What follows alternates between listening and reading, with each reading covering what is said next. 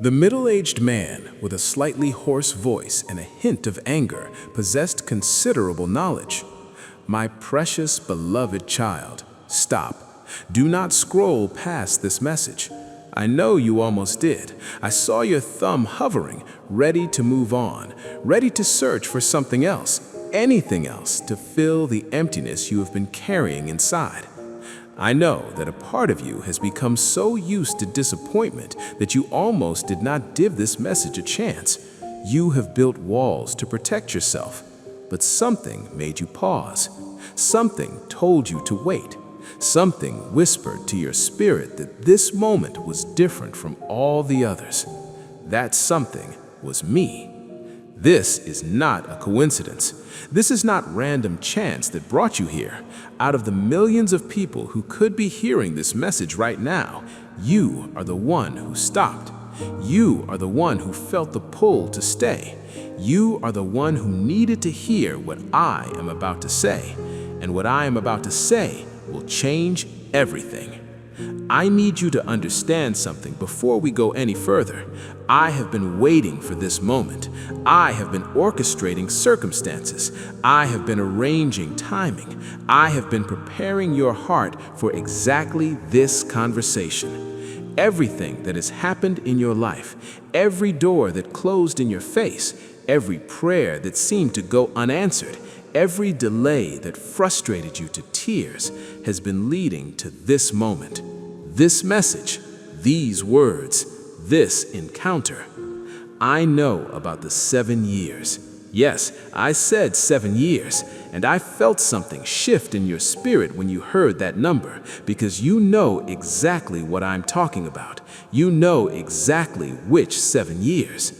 I mean the 7 years that were stolen from you, the 7 years of struggle, the 7 years of waiting, the 7 years of wondering if things would ever change, the 7 years of watching others move forward while you felt stuck in the same place, spinning your wheels in the mud, the 7 years of putting on a brave face while your heart was breaking inside, the 7 years of praying prayers that seemed to bounce off the ceiling, the 7 years of hoping for breakthrough that never seemed to come.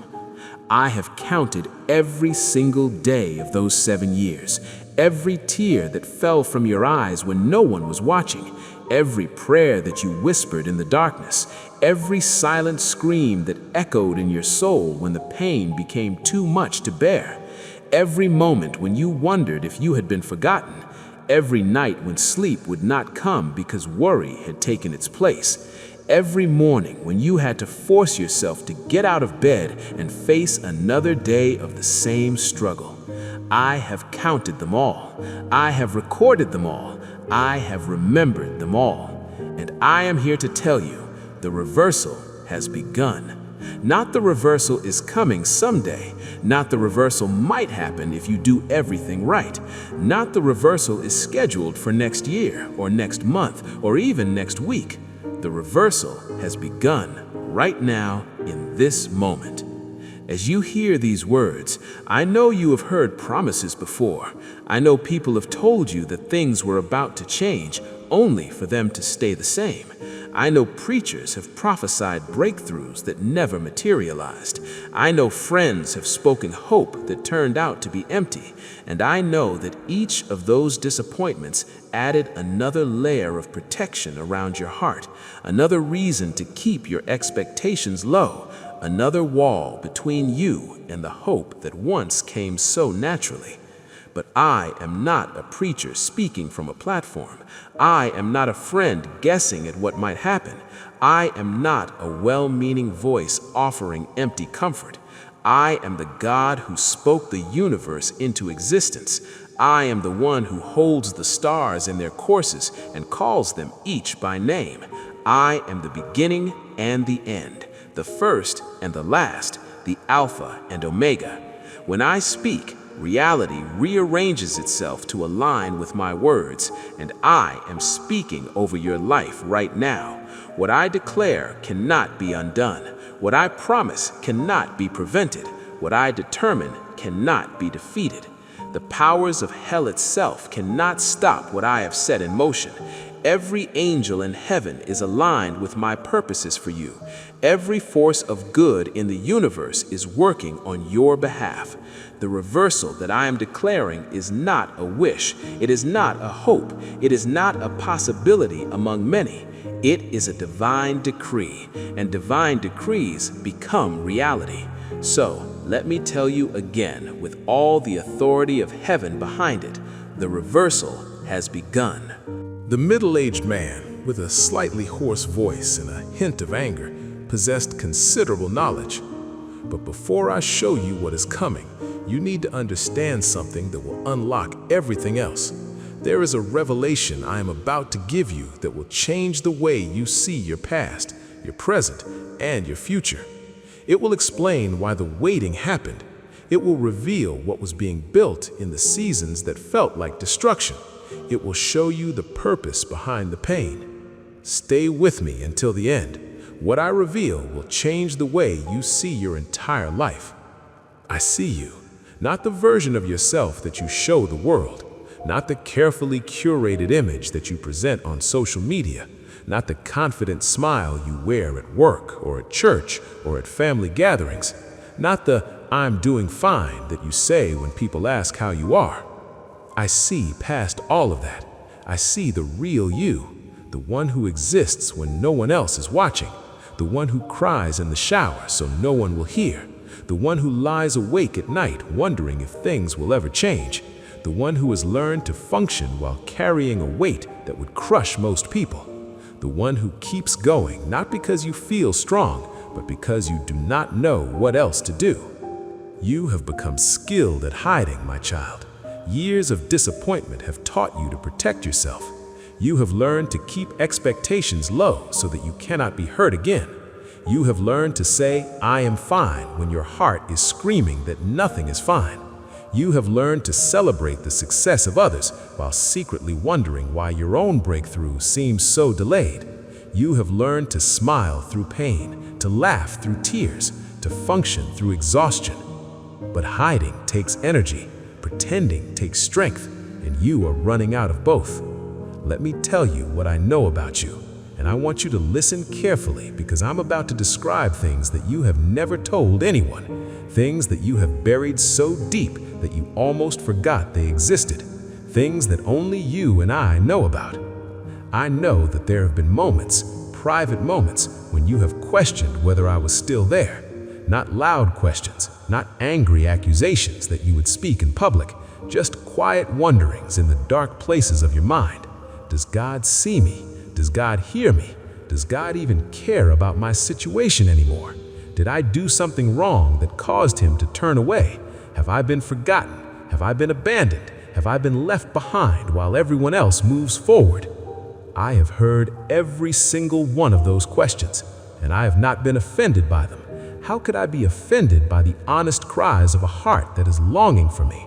How could I be angry at a child who is simply trying to understand why their father seems distant? Your doubts do not push me away. They draw me closer. Your questions do not offend me. They invite me into deeper conversation with you. Here is something you need to understand. I have been closer to you in these difficult years than in the easy ones. When everything was going well, you reached for me occasionally. You prayed when you remembered. You sought me when it was convenient. And I do not say that to condemn you. It is simply human nature. When life is easy, we forget our need for God. But when the storms came, when the waiting stretched longer than you ever imagined, you reached for me constantly. You prayed not out of habit, but out of desperation. You sought me not out of convenience, but out of necessity. You clung to me not because it was expected, but because I was the only thing stable in a world that was shaking. You may feel that the struggle has weakened your faith, but I am telling you that it has deepened it. The roots of a tree grow strongest when the winds blow hardest. The muscles grow strongest when they are pushed to their limits. The faith grows strongest when it is tested beyond what seems bearable. You are not weaker than you were 7 years ago. You are stronger. You just cannot see it yet because you are still in the process. But I see the finished product. I see who you are becoming, and what I see takes my breath away. Let me go deeper still. there is another layer I need to reveal before we continue. There is a fear that you have not spoken to anyone, not your closest friend, not your family, not your spouse or your pastor or your counselor, not even in your prayers. It is a fear that lives in the basement of your soul, and you have tried to pretend it doesn't exist. You have locked the door to that basement and thrown away the key. But I see it. I know it. I have watched it grow in the shadows of your heart, and I have been waiting for this moment to bring it into the light.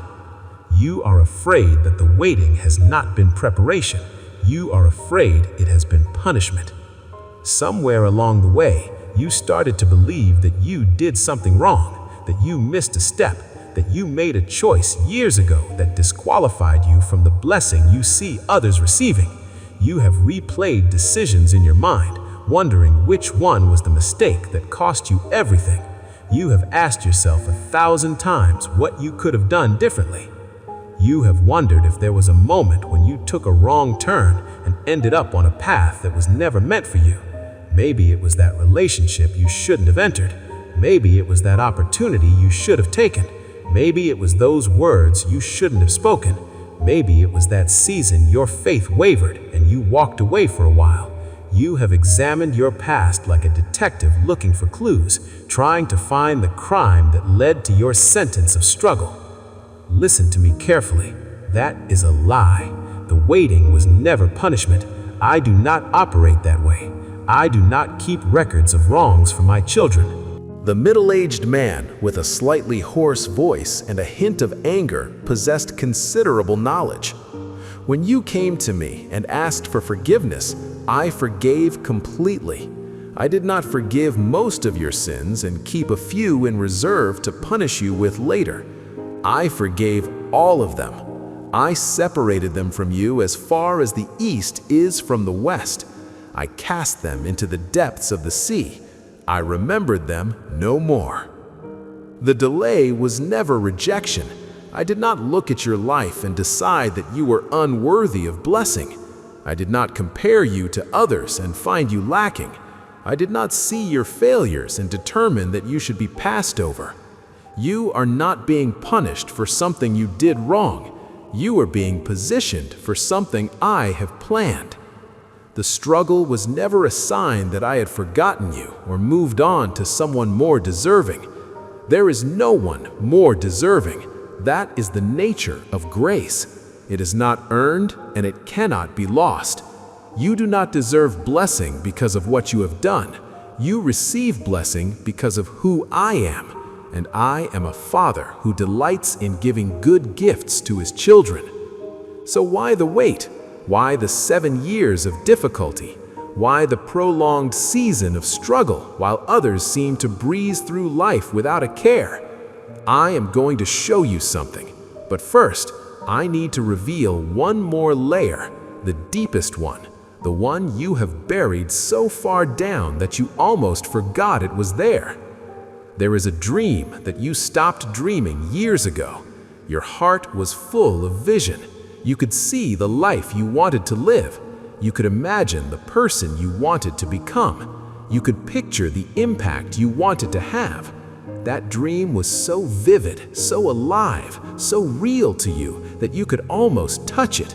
You talked about it with excitement in your voice. You planned for it with anticipation in your heart.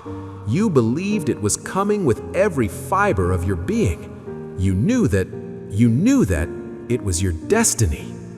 But then the disappointments came, one after another, like waves crashing against a shore. They eroded the landscape of your hope. The doors closed, not just one door, but door after door after door, until you stopped bothering to knock. The opportunities vanished, jobs fell through, promotions went to someone else, investments failed, businesses struggled. The relationships ended, people you trusted walked away, connections you needed never materialized.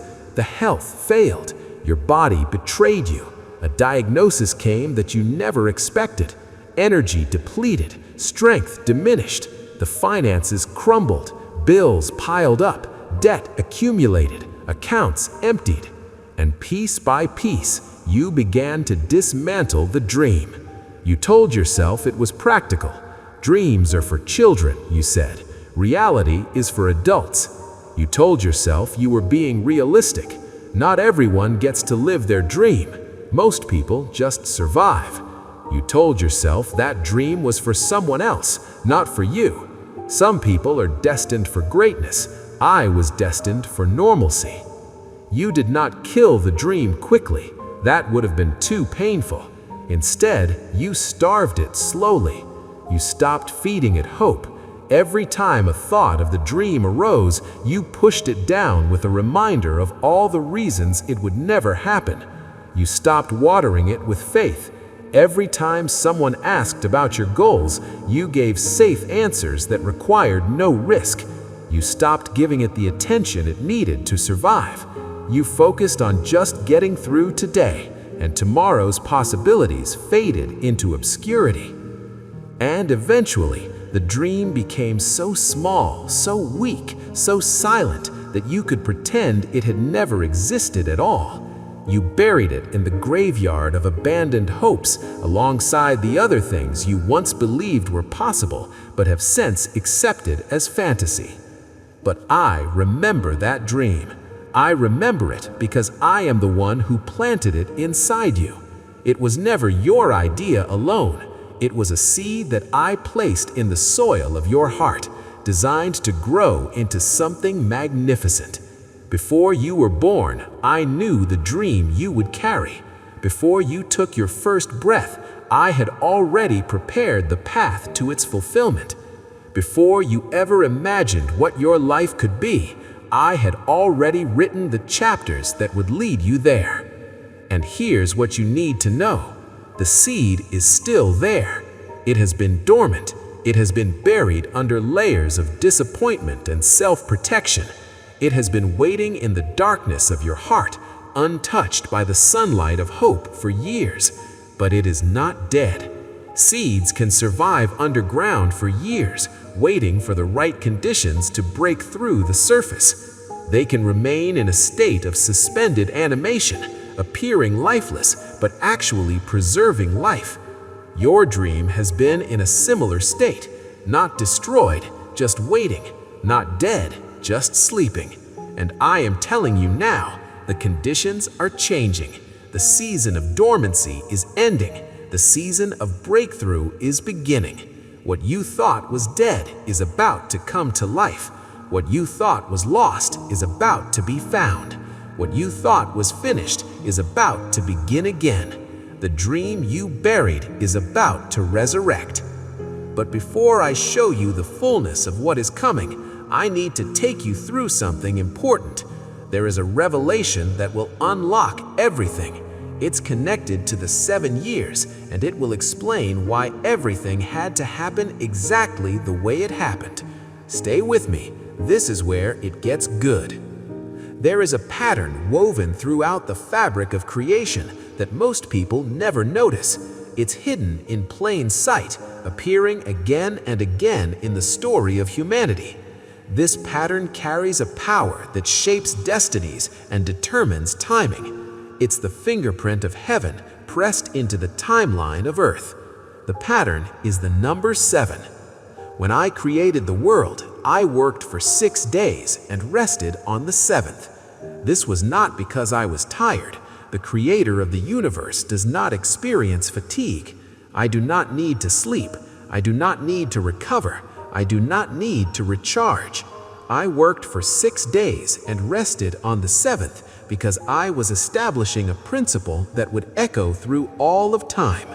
After 6 comes completion, fullness, and rest. After 6 comes the Sabbath. After labor comes reward. After struggle comes breakthrough. The middle-aged man, with a slightly hoarse voice and a hint of anger, possessed considerable knowledge. This pattern was not arbitrary. It was prophetic. It was meant to teach every generation that follows that there is a rhythm to blessing. There is a cycle to breakthrough. There is a timing to transformation. When Joseph interpreted Pharaoh's dream, what did he see? 7 years of abundance followed by 7 years of famine. And what happened after those 14 years? An entire nation was saved from starvation. A family that had been torn apart by jealousy and betrayal was reunited in forgiveness and love. A promise that had seemed impossible, that Joseph would rule and his brothers would bow before him, became reality. Joseph went from prisoner to prime minister, from forgotten to famous, from victim to victor, all because he understood the power of the 7-year cycle, all because he knew that the famine would end and the abundance would come. When Joshua led the people of Israel to Jericho, how did the walls fall? They marched around the city for 6 days, once each day. I imagine some of them wondered what they were doing. I imagine some of them felt foolish walking in circles around a fortified city while the inhabitants laughed at them from the walls. I imagine some of them wanted to give up, wanted to try a more conventional approach, wanted to do something that made logical sense. But they kept marching. They kept obeying. They kept trusting.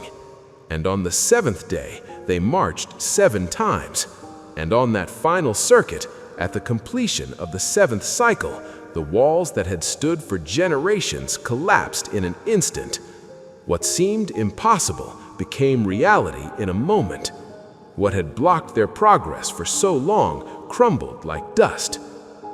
When Naaman the leper came to Elisha seeking healing, what was he told to do? Dip in the Jordan River 7 times. Not once, not 3 times, not 6 times, 7 times. And I want you to notice something about Naaman's experience. The first dip, nothing happened. He came up out of the water, still covered in leprosy. The second dip, nothing happened. The third, fourth, fifth, 6th dip, nothing visible changed. I imagine the doubts that must have swirled in his mind. I imagine the temptation to give up, to conclude that this was a waste of time, to decide that healing was not for him. But he kept dipping, and it was only on the 7th dip that his flesh was restored like that of a young child. The healing he had sought for years came in a single moment at the completion of the 7th cycle. Do you see the pattern? 7 is not just a number, it is a signal, it is a marker, it is a divine indicator that completion has arrived. When you see 7 in your life, whether 7 days, 7 months, or 7 years, you are looking at a cycle that carries the fingerprint of heaven. You are looking at a timeline that I have established. You are looking at a season that has divine purpose written into its very structure. Now, let me show you something about your own story. I want you to think back to 7 years ago. What was happening in your life? What changed? What started? What ended? Take a moment and really think about this. What door closed 7 years ago? What relationship ended? What health crisis began? What financial struggle started? What dream died? What season shifted? Most people who are hearing this message right now will be able to identify something significant that happened around that time. Not a minor inconvenience, but a major shift. Not a small bump in the road, but a complete change of direction. Something that marked the beginning of a difficult season. Something that started the clock on a period of waiting that has felt endless. This was not random. When that difficult season began, you thought it was the worst thing that could happen to you. You thought it was the end of something precious. You thought your life was taking a turn in the wrong direction. You thought you were being punished or forgotten or abandoned. But what you did not know was that you were entering a divine cycle. A 7-year cycle that would test you, train you, transform you, and ultimately position you for the greatest breakthrough of your life. Let me tell you a story. There was once a farmer who inherited a field for his father. The field had been in the family for generations, passed down from grandfather to father to son. It had always produced abundant crops. The soil was rich with nutrients accumulated over decades. The location was perfect, positioned to receive ideal amounts of sunlight and rain.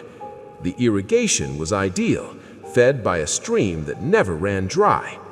Everyone in the region knew that this field was blessed. When people spoke of prosperous farms, this was the one they mentioned. But when the young farmer took over, something changed. For 6 consecutive years, the harvests were poor. Drought came when rain was expected. The clouds would gather and darken the sky, and the farmer would think that finally the rain had come. But then the clouds would move on, dropping their water on other fields, while his remained parched. Pests attacked when the crops were most vulnerable. Insects that had never been a problem before suddenly appeared in swarms, devouring what little had managed to grow. Storms destroyed what remained. Hail fell at harvest time, beating the crops into the ground. The farmer watched his neighbors prosper, while his own fields produced almost nothing. People began to whisper. They said the blessing had left the land. They said the young farmer must have done something wrong to anger God. They said he should sell the field and find another occupation. Maybe farming was not for him. Maybe he was not cut out for this. The middle-aged man, with a slightly hoarse voice and a hint of anger, possessed considerable knowledge. Even his own family began to doubt. His wife wondered if they should move to the city.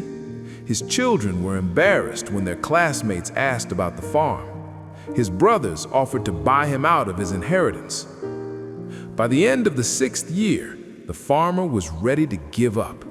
He had exhausted his savings trying to keep the farm going. He had borrowed from relatives who now avoided eye contact when he entered a room. He had tried every technique he knew: different seeds, different planting times, different fertilizers, different irrigation methods. Nothing worked. He decided that the 7th year would be his last attempt. If the harvest failed again, he would sell the land and move to the city. He would accept that the dream of continuing his family's legacy was not meant to be. He would admit defeat. He planted his seeds with very little hope, just going through the motions of a tradition that seemed to have abandoned him. He did not pray over the seeds like he used to. He did not walk the fields with anticipation like he once did. He did not imagine the abundant harvest that might come. He simply planted and waited for the inevitable disappointment. He had already started looking at jobs in the city. He had already begun to make peace with the loss. But something was different about the 7th year. The rains came at exactly the right time, not too early, which would have washed away the seeds, not too late, which would have left them withered in the sun, exactly when they were needed. The clouds gathered and released their blessing. The sun shone with exactly the right intensity, not too hot, which would have scorched the tender shoots, not too cool, which would have stunted their growth. Perfect temperature day after day, as if someone was controlling the thermostat of the heavens. The pests that had plagued the field for years suddenly disappeared. The farmer never knew why. The storms that had destroyed previous harvests went around the property as if guided by an invisible hand. He could see them raging in the distance, but not a single drop of destructive hail touched his fields. And the crop that grew was unlike anything the farmer had ever seen. It was not just a good harvest. It was not just an above-average harvest. It was not just a makeup for last year's harvest. It was a harvest so abundant that it made up for all 6 years of lack combined. The grain was so plentiful that he had to build new storage facilities. The silos he had could not contain the overflow. The quality was so high that buyers came from distant regions to purchase it. They paid premium prices without negotiating. The blessing was so obvious that everyone who had whispered about his failure now whispered about his fortune. The same people who had pitied him now envied him. The The same relatives who had offered to buy him out now asked for loans. The farmer was overwhelmed. He fell to his knees in the middle of his field, surrounded by more abundance than he had ever experienced, and he wept. Not tears of sadness, but tears of understanding. He finally saw what had been happening all along. The 6 years of drought had not been punishment, they had been preparation. The soil had been resting, building up nutrients that would explode into growth when the right season arrived. The farmer's character had been developing, building perseverance and faith that would be needed to steward the blessing that was coming. His pride had been dismantled so that humility could be built. His self-reliance had been stripped away so that God-dependence could take its place. Everything that looked like failure was actually foundation. This is what has been happening in your life. The difficult years were never meant to destroy you. They were meant to prepare you. Every challenge you faced was building something inside you. Every setback was positioning you for a comeback. Every delay was creating capacity for what is coming. Every struggle was developing strength you will need. Every tear was watering seeds that will soon produce a harvest. Let me be even more specific about what the 7 years have developed in you. They have developed patience. Not the passive patience of someone who simply waits because they have no other option, but the active patience of someone who has learned to trust the process. You have learned that good things do not always happen immediately, and you have learned to remain faithful in the waiting.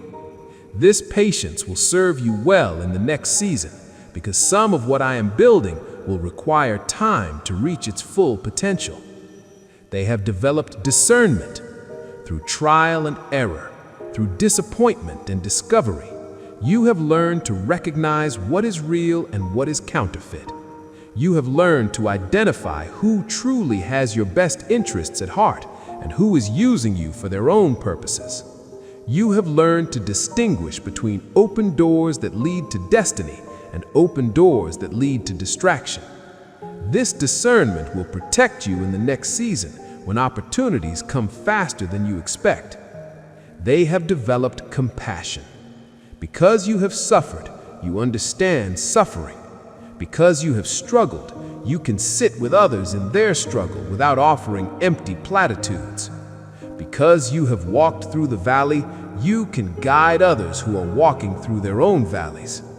This compassion will be essential in the next season because part of your assignment is to help others who are going through what you have been through. They have developed humility. The pride that might have corrupted success has been dismantled through difficulty. The self-sufficiency that might have kept you from depending on me has been stripped away through circumstances you could not control. The ego that might have made the blessing about you has been reduced to proper size. This humility will keep you grounded in the next season when success comes and others begin to celebrate what I am doing in your life. The middle-aged man, with a slightly hoarse voice and a hint of anger, possessed considerable knowledge. They have developed faith, not the untested faith that believes when everything is going well, but the battle-tested faith that believes when nothing makes sense. You have learned to trust me in the dark, which means you can be trusted in the light. Your faith has been refined like gold in fire, and what remains is pure, strong, and unshakable. This faith will carry you through whatever challenges remain in your journey. They have developed resilience. You have been knocked down, but you have gotten back up. You have been wounded, but you have kept going. You have been disappointed, but you have not given up. The resilience you have developed is not something that can be taught in a classroom or learned from a book. It can only be forged in the fires of experience. This resilience will sustain you in the next season because breakthrough does not mean the absence of challenges. It means the presence of power to overcome them. They have developed gratitude. When you finally receive what you have been waiting for, you will not take it for granted. You will appreciate every blessing because you remember what it was like to go without. You will celebrate every victory because you remember what it was like to experience defeat. You will treasure every good thing because you remember what it was like to have nothing. This gratitude will keep your heart soft in the next season, protecting you from the entitlement that often accompanies prosperity. All of this, patience, discernment, compassion, humility, faith, resilience, gratitude, has been developing in you over the past 7 years. These qualities did not exist in you at this level 7 years ago. You would not have been able to handle what is coming with the character you had then. But now you are ready. The preparation is complete. The character is developed. The foundation is laid. You are not the same person who entered this difficult season, and that is exactly the point. The person who will walk in the breakthrough is the person who was formed in the waiting. You could not have handled the blessing 7 years ago. I know that is hard to hear. You wanted it then. You prayed for it then. You fasted for it then. You believed you were ready. But I saw something you could not see.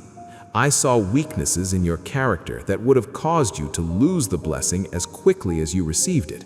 I saw holes in your foundation that would have made the structure of your destiny unstable. I saw areas of your heart that needed healing before they could handle the weight of what I had planned. I saw pride that would have corrupted the blessing. I saw insecurity that would have mismanaged it. I saw wounds that would have contaminated it. So I did what any loving father would do.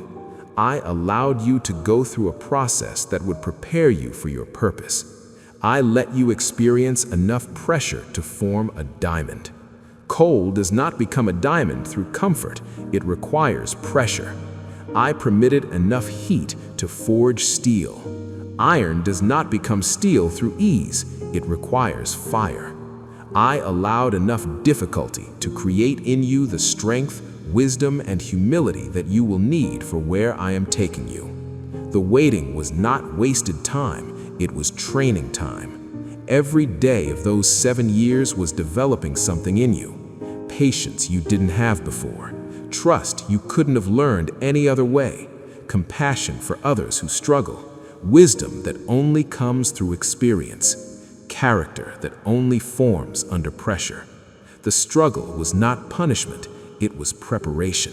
The hard things were not destroying you, they were building you. The challenges were not breaking you down, they were making you unbreakable. The delay was not rejection, it was development. I was not saying no to you, I was saying not yet. And the difference between those two is everything. But here is what you need to understand. The 7 years are complete. The preparation is finished. The process is done. The cycle has reached its end. And just like the farmer who saw his field explode with abundance in the 7th year, you are about to see your life explode with breakthrough. Wait, stop. I need you to hear this again because it is that important. The 7 years are complete. Not almost complete, not completing soon, not on the way to completion. Complete, finished, done. The moment you have been waiting for has arrived. The season you have been believing for is here. The breakthrough you have been praying for is no longer in the future. It is now. Not next year, not next month, not even next week. Now. In this moment, as you hear these words, I need you to let that truth sink into your spirit. After years of hearing not yet and wait and be patient, the word over your life has changed. The word is now. The word is today. The word is here. The waiting is over. The breakthrough has begun. But there is something you need to understand about how this breakthrough will manifest. It will not look like you expected. It will be better. So much better that you will laugh at what you once thought you wanted. You have been imagining a breakthrough based on what you have seen others experience. You have been picturing restoration based on what you lost. But I am not in the business of simply returning what was taken. I am not a God who merely restores to original condition. I am in the business of upgrading. I am in the business of exceeding expectations. I am in the business of doing things so abundantly above what you could ask or imagine that you will know it could only come from me. The middle-aged man, with a slightly hoarse voice and a hint of anger, possessed considerable knowledge. The relationship you lost? I am not just restoring a relationship. I am bringing you a covenant connection that will surpass anything you have experienced before. The person I am bringing into your life will understand you in ways no one else has. They will support your calling instead of competing with it. They will strengthen your faith instead of weakening it. They will bring out the best in you instead of triggering the worst. What you lost was a placeholder. What I am bringing is the promise. The finances that were destroyed? I am not just returning your money. I am opening doors of provision that will establish generational wealth for your family. Streams of income you never imagined will begin to flow. Opportunities that seemed reserved for others will suddenly be offered to you. Ideas that will generate wealth will download into your mind. Connections that will open doors will suddenly appear. The financial struggle that defined your past will become the financial testimony that defines your future. People will come to you asking how you did it, and you will have only one answer: God. The health that was stolen? I am not just healing your body. I am renewing your youth like the eagles, giving you energy and vitality that will make people wonder what your secret is. The symptoms that plagued you will disappear. The diagnosis that frightened you will be reversed. The limitations you accepted will be lifted. Doctors will use words like remarkable and unexplainable and miraculous. You will feel alive in ways you had forgotten were possible. You will have energy for the calling I have placed on your life. The dream that died? I am not just reviving it. I am expanding it beyond anything you originally imagined. The vision I have for your life is so much bigger than the vision you had for yourself. You were thinking small because disappointment had trained you to protect yourself. But I am thinking big because I know what you are capable of when you walk in the fullness of my calling. The dream you had was a seed. What I am bringing is a forest. This is the nature of divine reversal. It does not simply undo the damage, it multiplies the blessing. It does not simply return you to where you were, it launches you into where you were always meant to be. It does not simply restore what was lost, it releases what was always planned. Let me tell you another story to help you understand. There was a woman named Ruth who lost everything. Her husband died, her father-in-law died, her brother-in-law died. In a culture where women had no independent standing, where widows were often left destitute, where a woman's security was entirely dependent on the men in her life, Ruth was left with nothing but a grieving mother-in-law and a choice to make. She could return to her homeland, to her family, to the familiar comfort of what she knew. She could go back to Moab, where she knew the language and the customs, where she could have a chance at starting over. Or she could follow Naomi into uncertainty, into a foreign land, into a future that held no guarantees. Ruth chose the uncertain path. She chose loyalty over comfort. She chose faith over fear. She chose to step into the unknown rather than retreat to the familiar. And for a season, it seemed like her choice had led to nothing but hardship. She was a widow with no prospect of remarriage. She was a foreigner in a land that did not welcome outsiders. She was reduced to gleaning leftover grain from the edges of fields just to survive, the ancient equivalent of picking through dumpsters for food. By any human measurement, her situation was hopeless, but I was watching. I saw her faithfulness when no one else was looking. When she could have complained, she served. When she could have blamed Naomi, she blessed her. When she could have given up, she kept going. I saw her character when circumstances were testing her. The same difficulty that would have made others bitter was making her better. I saw her heart when life was breaking her. She refused to let the breaking make her hard. she remained soft toward me, soft toward others, soft toward hope, and I was positioning her for a reversal that would exceed anything she could imagine.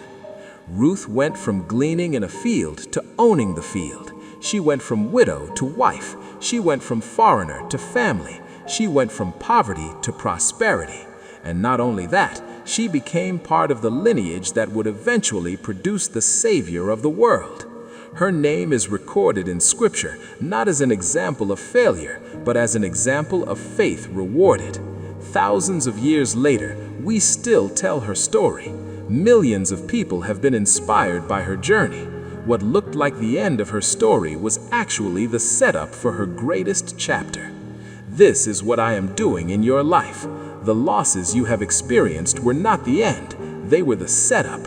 The disappointments you have endured were not failures, they were positioning. The waiting you have walked through was not wasted, it was preparation for a breakthrough that will make Ruth's story look small in comparison. But before I show you the specific promises that are coming your way, I need to speak to your heart in a different way.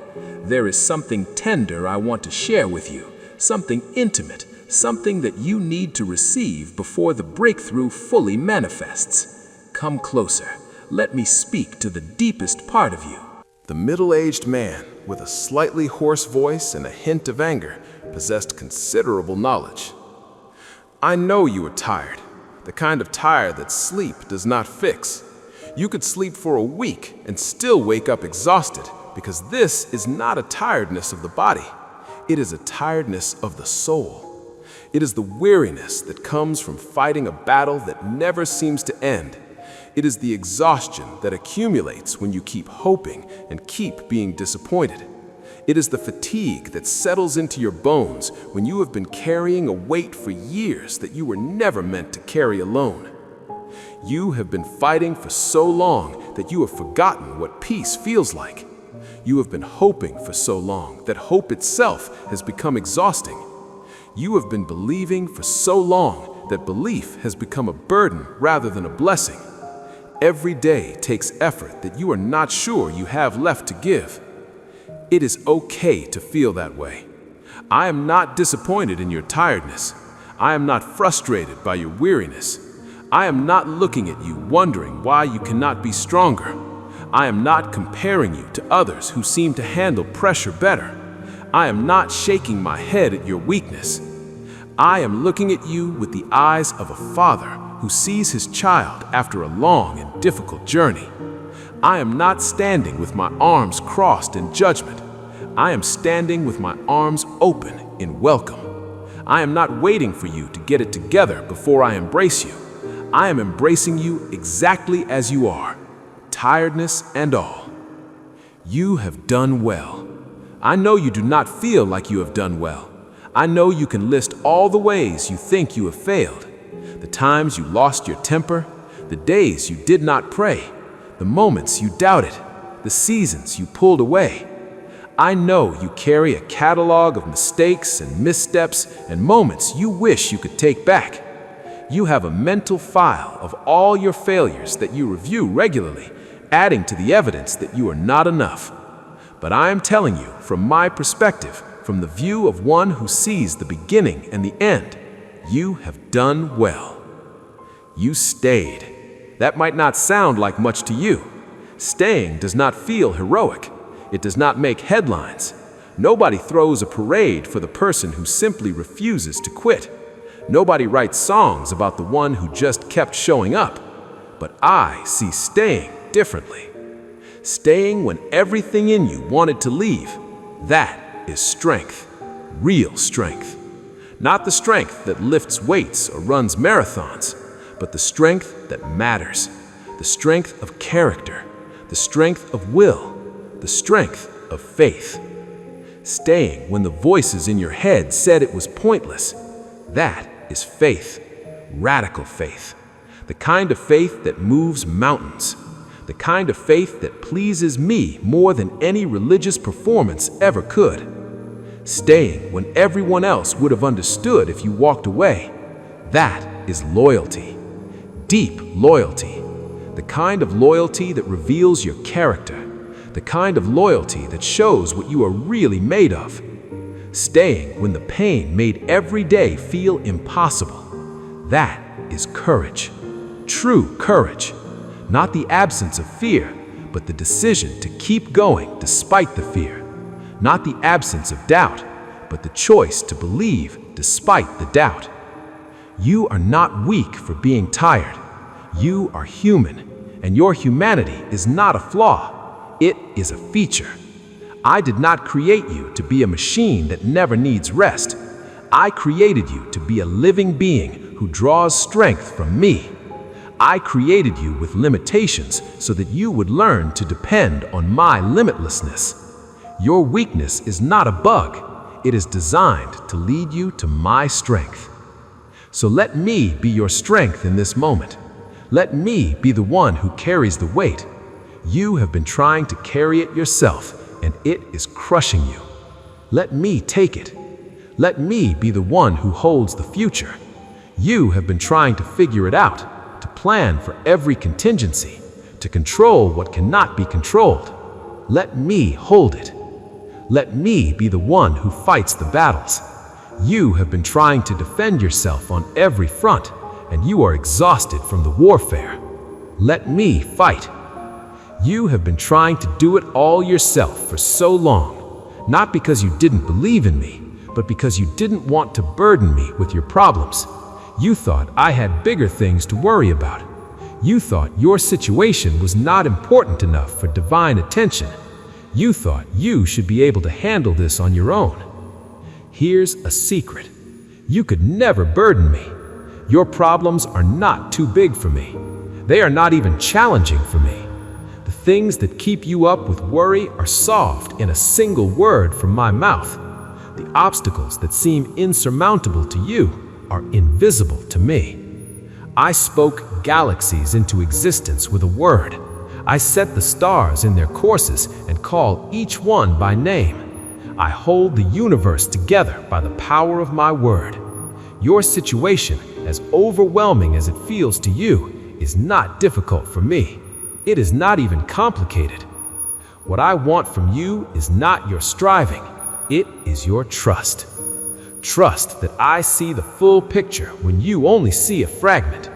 Trust that I am working even when you cannot see movement.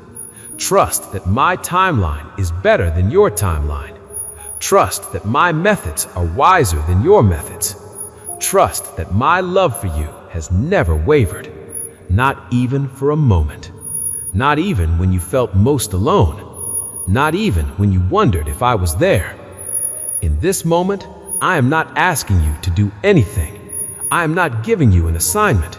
I am not adding to your to-do list. I am simply asking you to receive. The middle-aged man with a slightly hoarse voice and a hint of anger possessed considerable knowledge. Receive my peace, the peace that does not depend on circumstances, the peace that remains steady when everything else is shaking, the peace that guards your heart and mind like a fortress, keeping out the anxiety that has been trying to invade. It is yours. Take it. Receive my love, the love that does not change based on your performance, the love that saw you at your worst and chose you anyway, the love that is not earned and cannot be lost, the love that has been pursuing you since before you were born. It is yours. Take it. Receive my presence. I am here, not distant, not distracted, not divided between you and a million other things. In this moment, I am fully present with you. My attention is not partial. My focus is not fragmented. I am here with you completely. Receive that reality. Rest in what I have spoken. The breakthrough is coming. The reversal has begun, but you do not have to anxiously wait for it. You do not have to worry it into existence. You do not have to strive and strain to make it happen. It is already done in the spiritual realm. It is simply manifesting in the natural one. Your striving will not speed it up. Your worry will not make it happen. It is already finished. You are just watching the unveiling. Your only job is to believe and receive. Believe that I am who I say I am. Receive what I have already declared over you. That is it. That is all. Nothing more is required. Take a breath, a deep one. Let your shoulders drop from where they have been carrying tension. Let the tightness leave your body. Let the anxiety release its grip on your mind. You are safe. You are loved. You are held. You are mine. And what belongs to me, no one and nothing can take away.